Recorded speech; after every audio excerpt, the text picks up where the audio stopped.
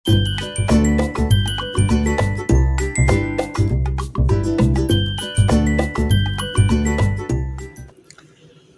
আলাইকুম, সবাই কেমন আছেন? আশা রাখছি কাছে এবং দূরে, দেশ এবং দেশের বাইরে যে যেখান থেকে আমার আজকের ভিডিওটি দেখছেন, আল্লাহর রহমতে অনেক বেশি ভালো আছেন, সুস্থ আছেন। আমরা আলহামদুলিল্লাহ ভালো আছি। আজকে নতুন আরেকটি ভিডিও নিয়ে চলে আসলাম আপনাদের মাঝে। আশা রাখছি পুরো ভিডিওটি দেখলে আপনাদের ভালো লাগবে। আর প্রথম শুরুতে আমার ভিডিওতে একটা লাইক দিয়ে দিবেন। আমার অনেক আপুরা আমার ভিডিও দেখেন, মাশাআল্লাহ, আমি অনেক খুশি হই কমেন্টসগুলো পড়ি, এবং যারা সাবস্ক্রাইব করেন তাদেরকে আমি 24 ঘন্টা পরে আমি রিপ্লাই দিই।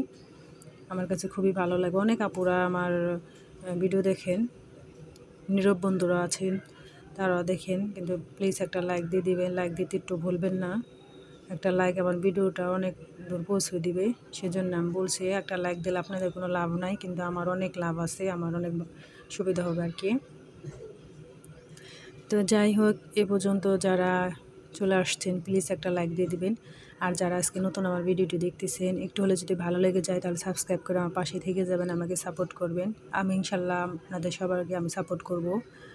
আর এই সকালে নাস্তা খাওয়া দাওয়া হয়ে গেছে, তারপরে দেখলাম চিনি, দুধ পাউডার, চাপাতি এগুলো সব শেষ হয়ে গেছে। পরে এগুলা সবগুলো আমি আবার ভরে নিলাম, কারণ এগুলো ভরতে গেলে একটা প্যারা লাগে আমার, কারণ টুকিটাকি অনেক কাজই করা লাগে সংসারে। তো চিনি, চাপাতি, তারপর দুধ পাউডার এগুলো আমি ভরে নিলাম। এখন আমি লবণটাও ভরে নিব, লবণটাও শেষ হয়ে গেছে। আর আমার গত ভিডিওতে অনেক আপুরা খুব সুন্দর সুন্দর কমেন্ট করছেন, আমার কাছে খুবই ভালো লেগেছে। কারণ শুধু গত ভিডিওতে না, সব ভিডিওতে আমার দেখে কমেন্ট করেন। আর আমার ছেলের অসুস্থতার কথা শুনে অনেক আপুরাই দোয়া করছেন। আমি কমেন্টগুলো দেখে আমি খুবই খুশি হয়েছি যে আপনারা আমার ছেলের জন্য দোয়া করছেন। এখন আমার ছেলেটা একটু ভালো, কারণ ওর একটু অ্যালার্জির সমস্যা, ওর অনেক অ্যালার্জি বেড়ে গিয়েছিল। ডাক্তার দেখাইছি, ডাক্তার দেখানোর পরে রক্ত পরীক্ষা করে দেখছে যে এই বয়স হিসাবে 150 থাকার কথা, সেখানে 1001 চলে আসছে, প্রচুর অ্যালার্জি চলে আসছে। পরে ডাক্তার বলল যে যেটা খাওয়ালে অ্যালার্জি বাড়বে সেটা খাওয়াবেন না। আমার ছেলে খাবার দাবারে খুবই বেশি একটা খেতে চায় না। তারপর যেটুকু খেতে চায়, যেমন গরুর মাংস ভুনা, ইলিশ মাছ, ইচা মাছ ভুনা, এগুলা খেতে চায়, কিন্তু এগুলোর মধ্যে তো প্রচুর অ্যালার্জি। এখন বলছে ডাক্তারে যে এগুলো অ্যালার্জি জাতীয় খাবার, ওগুলো ওকে খাওয়াবেন না, আস্তে আস্তে সেরে যাবে। তো যাই হোক, দিনের আর কোনো কাজ আমি আপনাদের সাথে শেয়ার করে নেই। বিকেলবেলা সন্ধ্যার পরে ওরা নাস্তা খাবে, তো মুরগি ছিল, চিকেন আর কি, আমি ম্যাগনেট করে রেখে দিয়েছিলাম।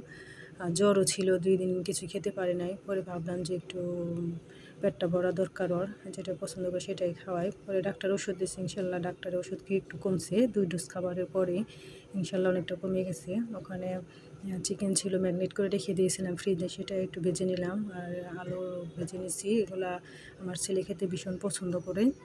আর এসবই কিন্তু অ্যালার্জি, কিছু করার নাই, না খেয়ে তো রাখা যাবে না, একটু একটু হলেও তো খাবার দিতে হবে। এটা খাবারের পরে আবার চা চাইছিল, চাও দেওয়া হয়েছে আধা ঘন্টা পরে, সেটা আর আপনাদের সাথে ভিডিও করি না, কারণ অনেক ভিডিও করতে গেলে দেখা গেছে কি ভিডিওটা অনেক বড় হয়ে যাবে। এর জন্য আমি একটু একটু করে আপনাদের সাথে শেয়ার করি, সব কিছু শেয়ার করতে পারি না। সব কিছু শেয়ার করতে গেলে দেখা গেছে ভিডিও অনেক বড় হয়ে যাবে, আর আপনাদেরও ধৈর্য হারা হয়ে যাবে, কারণ আমার ভিডিও দেখলে তো হবে না, আরও মানুষের ভিডিও দেখতে হবে, সবার পাশে দাঁড়াতে হবে। সেজন্য আমি একটু করে ভিডিও ছাড়ি, যেন আমারটা দেখে যেন বোরিং না হয় বা সময় না হয়। সবার ভিডিও দেখতে হবে, আমি এটাই মনে করি।